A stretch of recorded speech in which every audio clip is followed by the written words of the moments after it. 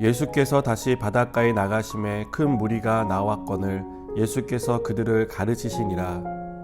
또 지나가시다가 알페오의 아들 레위가 세관에 앉아 있는 것을 보시고 그에게 이르시되 나를 따르라 하시니 일어나 따르니라. 그의 집에 앉아 잡수실 때 많은 세리와 죄인들이 예수와 그의 제자들과 함께 앉았으니 이는 그러한 사람들이 많이 있어서 예수를 따름이러라. 바리새인의 서기관들이 예수께서 죄인 및 세리들과 함께 잡수시는 것을 보고 그의 제자들에게 이르되 어찌하여 세리 및 죄인들과 함께 먹는가? 예수께서 들으시고 그들에게 이르시되 건강한 자에게는 의사가 쓸데없고 병든 자에게라야 쓸데있느니라. 나는 의인을 부르러 온 것이 아니요 죄인을 부르러 왔노라 하시니라. 요한의 제자들과 바리새인들이 금식하고 있는지라 사람들이 예수께 와서 말하되 요한의 제자들과 바리새인의 제자들은 금식하는데 어찌하여 당신의 제자들은 금식하지 아니하나이까? 예수께서 그들에게 이르시되 호린집 손님들이 신랑과 함께 있을 때에 금식할 수 있느냐? 신랑과 함께 있을 동안에는 금식할 수 없느니라. 그러나 신랑을 빼앗길 날이 이르리니 그날에는 금식할 것이니라.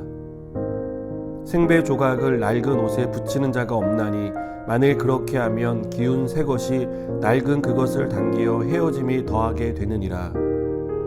새 포도주를 낡은 가죽 부대에 넣는 자가 없나니 만일 그렇게 하면 새 포도주가 부대를 터뜨려 포도주와 부대를 버리게 되리라. 오직 새 포도주는 새 부대에 넣느니라 하시니라. 아멘.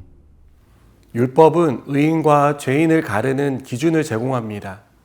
율법이 가르는 기준은 율법의 준수 여부입니다. 율법을 따르는 사람은 의로운 사람이 되고 율법을 따르지 않는 사람은 범법자가 됩니다.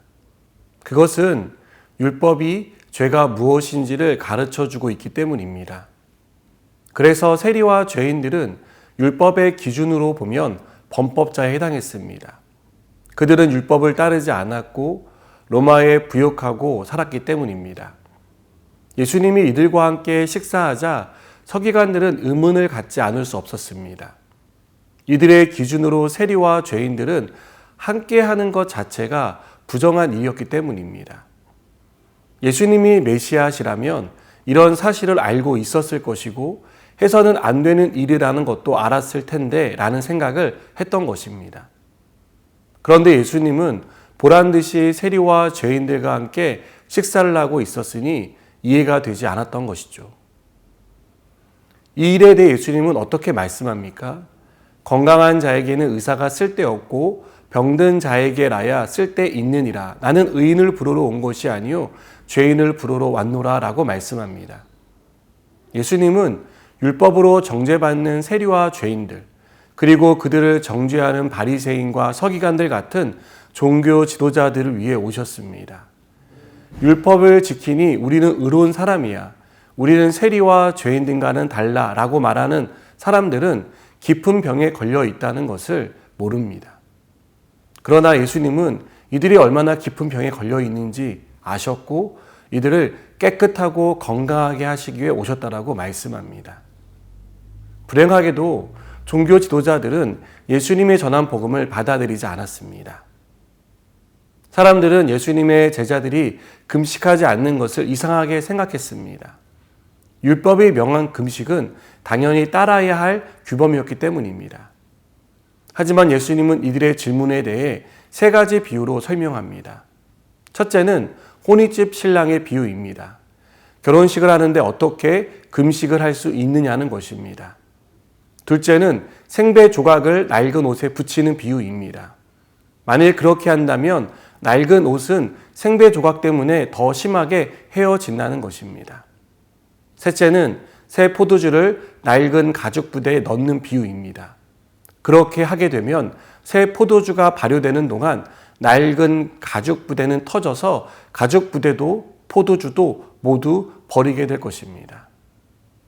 이 비유를 하신 이유는 율법과 복음을 설명하기 위한 것이었습니다. 율법은 낡은 것입니다. 율법의 완성으로 오신 예수님이 등장한 순간 율법의 역할은 끝났습니다. 예수님이 전하신 복음은 모든 사람에게 새 삶을 약속합니다. 옛사람의 틀에 갇힌 자들을 풀어줍니다. 죄인으로 낙인 찍혀 소망 없던 사람을 하나님의 자녀로 불러주십니다. 여러분, 복음은 과거를 묻지 않습니다. 우리의 실수와 약함도 잘 알고 있습니다.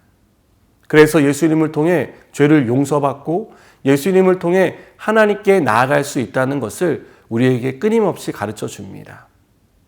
여러분, 하나님은 우리가 무엇을 해서 하나님께 인정받는 사람이 되라고 말씀하지 않습니다.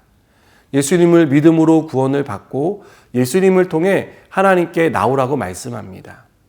그래서 복음은 언제나 우리를 다시 시작할 수 있게 하십니다. 소망이 있는 미래를 약속하십니다.